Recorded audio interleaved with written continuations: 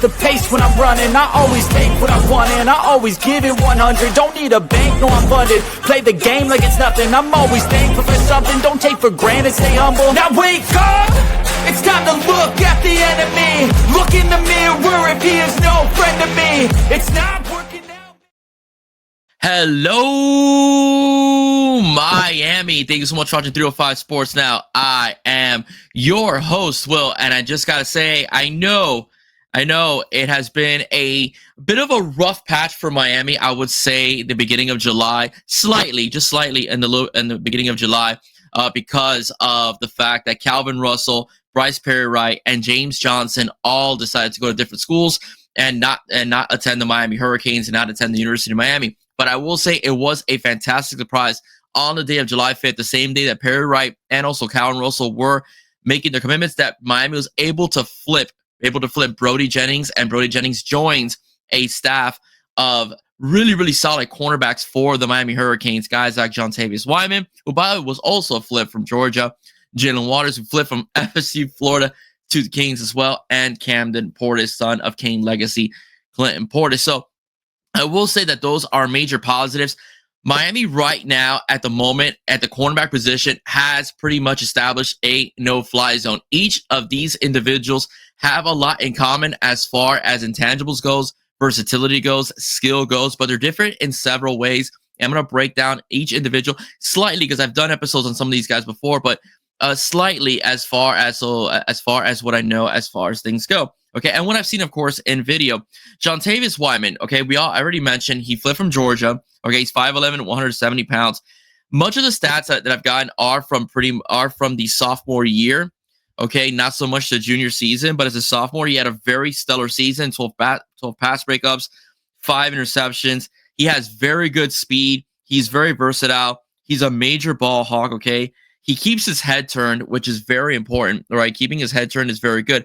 What I mean by keeping his head turned is the fact is that in many cases when you're covering a receiver, if your head isn't turned and the ball gets to the receiver, that's usually an easy call for the referee to call pass interference. In the case of Wyman, since he's been very well coached and he keeps his head turned around towards the ball while still keeping contact with the receiver, he has very good speed and able to do that. More than likely, he'll get the benefit of the doubt from the referee and not get called for a pass interference, even if there's a little bit of hand fighting going on, especially on go routes or post coverages, etc. So those are things that I do like about Jontavius Wyman. Again, he's also versatile as far as position goes. He's played quarterback. Okay, he's played quarterback, wide receiver, very good wide receiver as well, and of course cornerback as well. So that's what I like about Jontavius Wyman. He's going to bring a lot to the University of Miami if he puts pen to paper. Right. And then of course we have Seatbelt Waters. Jalen Seatbelt Waters, who was, again, flipped from FSU to Florida as well. FSU, Florida, and, of course, now to Miami. Miami, I think it's done in 2024, had a very solid season. They're not throwing to his side. 3 pass breakups, 2 interceptions. He's basically a blanket in coverage. You have a lockdown corner. Him and Brody Jennings are going to pretty much man the boundaries once their turn is up as far as being defensive backs go. I do think Jalen will get some playing time early in his freshman year if the time is right. But Jalen Waters is absolutely just aggressive. He's a young man that's very low to the ground, knows how to bump a guy receiver, ideal also for bump and run coverage as well. The wide receiver, like I mentioned in my notes here, he disappears. Can tackle as well. Could tackle as well. Very typical of a Miami type of cornerback. Very good in press coverage. You could leave him on an island. Okay, I wouldn't suggest that all the time. College football is a different game. Guys with speed, especially the P4 conference. But the bottom line is that in many cases you can leave that young man an island, and he will lock down his cornerback. So like I said, those 2 areas, okay, that you have, one side of the field will belong to Seatbelt. The other side of the field is going to belong to Brody Jennings. So we went over Jontavius Wyman just for a couple minutes, and then we went over, of course, Jalen Seatbelt Waters. If you want to check out exactly how these guys ball out, okay, just go to the huddle. You see exactly what I'm referring to. I know highlights do more justice to the player, but make the player look good. But these guys, the film is the film, all right? And these guys have had They play very good competition at their high schools, and they've showed out, and they've been pretty dominant in doing so. So before we go to the next couple of cornerbacks as well, which is going to be Brody Jennings and Camden Portis, just get a quick word, a very quick word from our sponsor, Fan Outfitters. Ooh, Miami! I am proud to announce that Fan Outfitters is the official sponsor of 305 Sports Now. With locations in Pembroke Pines, Davie,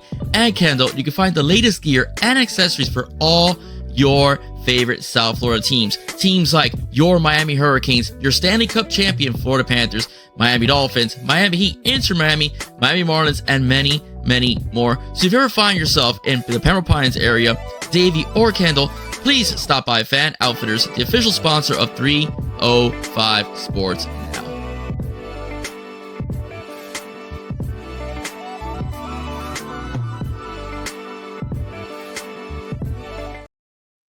All right, so check out Fan Outfitters if you want to get some good gear. All right, whether it's your Canes gear, Panthers, Miami Dolphins, Miami Heat, Inter Miami, FIU even as well. Check it out, guys. Fan Outfitters is an amazing store, amazing people as well.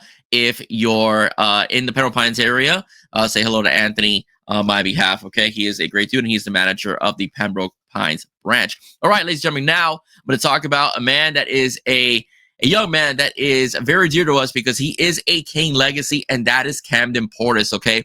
Camden Portis is in amongst the four, a true nickel corner, right? Camden Portis is a very solid tackler. As a matter of fact, if the Canes don't land what they're looking for and safety, maybe they land one but can't land two, whatever the case may be, well, I'm going to get into Tyree Green on another episode being released real soon.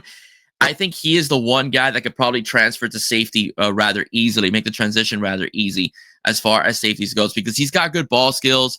He could play the run very well, all right? He could play the run very well. He's an aggressive tackler, not afraid to also get his hands up and get some picks as well. So Camden Portis, dad, played here in Miami, but he played ball, but Camden plays ball out of North Carolina, is a young man that is going to make the nickel position very, very stellar for Miami. So open field tackles as well on screens. If you need to stop the run, if the running back bounces outside, he's going to make that tackle as well. So I do see this young man possibly being a nickel hybrid between safety and corner, just a nickel corner, just of what I've seen on video. Again, check out the huddle video of this young man. I'm excited to have him as a member of the Miami Hurricanes because, again, you like that idea of a legacy joining the program, and Camden Portis is that dude. My last one is going to be none other than Brody Jennings. Brody Jennings is going to be a plug-and-play guy for Miami once he steps on Green Tree. This young man has elite speed, and I think he absolutely has raved about Miami since he's been recruited by Miami. I know he's a Michigan commit. It's very hard to flip the defensive backs from Michigan, especially as Michigan has been doing a good job of putting these guys in the NFL early in the rounds, first round in particular. So just to give you guys an idea of how good this young man, he is fast, okay? He's fast. He could blitz off the edge as well.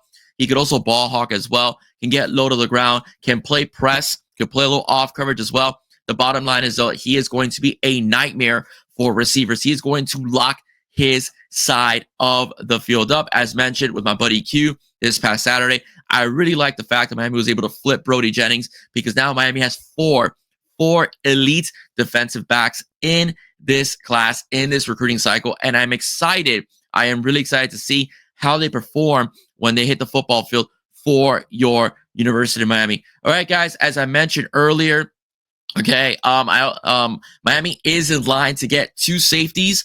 All right, two safeties. That is Blake Stewart and Tyree Green. Tyree Green will be committing on July 12th on Saturday. So I will be doing a possible Cane segment on him. That the episode will be airing on Friday. Okay, we'll be airing early Friday morning, leading up to Saturday's commitment. Right now, he's seen as a Georgia lean. I will say this though: Miami at the moment has no safeties committed. Miami is his top three. Miami at the moment has no safeties committed. Georgia has 3 on record, verbally committed. We'll see what happens with that. So I wouldn't be surprised if he puts on a Canes hat on Saturday. That's just it. All right, that's it for me, guys. If you like what you heard, please do not forget to like, share, and subscribe to 305 Sports Now. Hope you guys enjoy the rest of your day. God bless. See you soon Go Canes, guys. All about the U.